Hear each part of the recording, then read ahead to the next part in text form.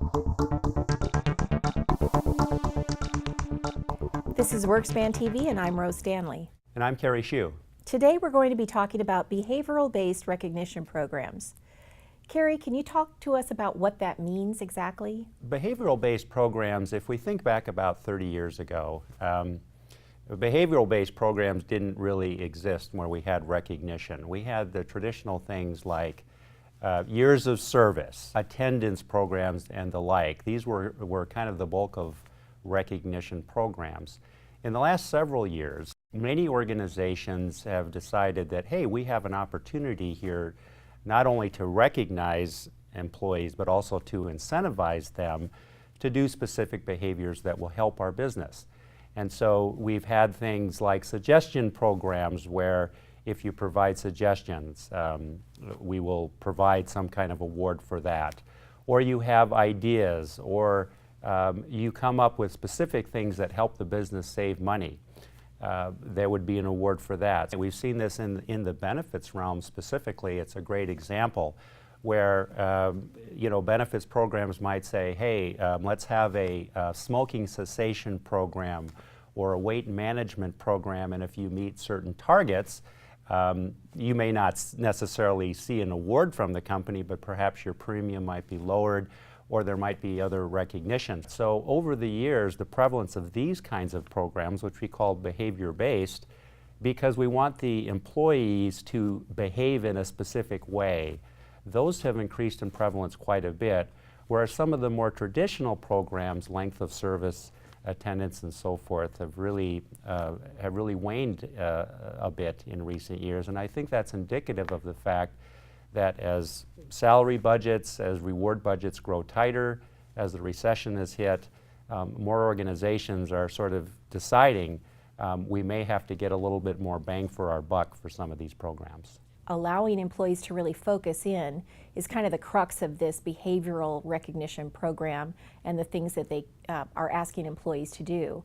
And if I'm not mistaken, some of the benefits that you might be finding from these type of programs is that there is a more immediate return to the employees, and they can actually see a line of sight, so to speak, in terms of what it is that they need to be working on and then rewarded for that. If we can attach incentives and rewards to specific behaviors, there's much better chance that the light bulb goes on for the employee and they say, I did this, I immediately was rewarded with that, and that increases the opportunity and the incentive for them to repeat that behavior in the future. Do you think also that some of the benefits of giving these behavioral-based recognition awards is that they're done on a more consistent or quicker basis? That immediate reward for the employee, I think, is critical, and it helps tremendously. On the flip side, I think one of the things that organizations have to be a little careful with in terms of recognition is that the recognition has to be provided in a way that does not become an expectation or a sense of entitlement. If you continue to provide the same reward every time somebody does the same thing, then the incentive and motivating value of it is greatly diminished. And in fact, the employees are just expecting it with really no thought for any additional work that they have to provide. And if you remove that incentive, that can have deep and negative consequences in your morale. So I think employers and organizations need to be careful with their recognition that it's appropriate, that it's timely, but they have to think carefully in terms of not making it an entitlement. That's a real danger. And one of the things we talk about in our courses, C12, for example, which is our variable pay course, is we do sort of separate out the difference between an incentive and a recognition plan. And an incentive is more of a plan that's predefined in advance. The employees sort of know what the targets are, and then if you meet those targets, there's some reward that's paid out, and that reward can go up or down depending on the organizational performance. The recognition, on the other hand, is designed more as a spontaneous award. So If I see you do some, act over and beyond your regular job, and I want to reward you, I might call a staff meeting and I might say, hey, I'd like to recognize Rose. She, worked really hard on this project over 3 weekends, and we're going to provide her with a gift certificate of some kind. Now that has a lot of value. First of all, you weren't expecting it, so it's a spontaneous gift and that in itself carries a lot of value. Secondly, the amount of the award doesn't have to be tremendous. It's really the thought that carries the value.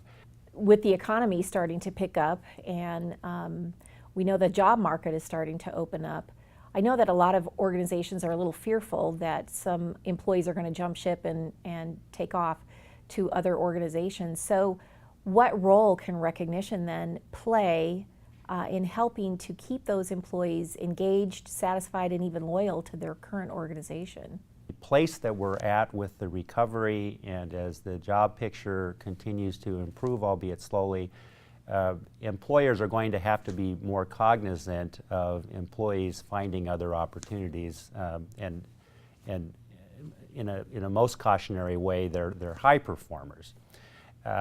One of the things that we've found through some other research that we've done has to do with the fact that one of the best ways to keep your high talent and those that have critical skill sets is to simply have a discussion with them and let them know, hey, we've identified you as a high performer. Even something as simple as that, a short discussion, a chat with the employee to say, we value you, we want to provide you with additional assignments to grow your career.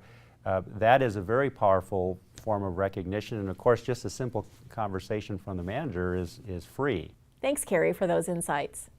For World at Work, I'm Rose Stanley. And I'm Kerry Chou.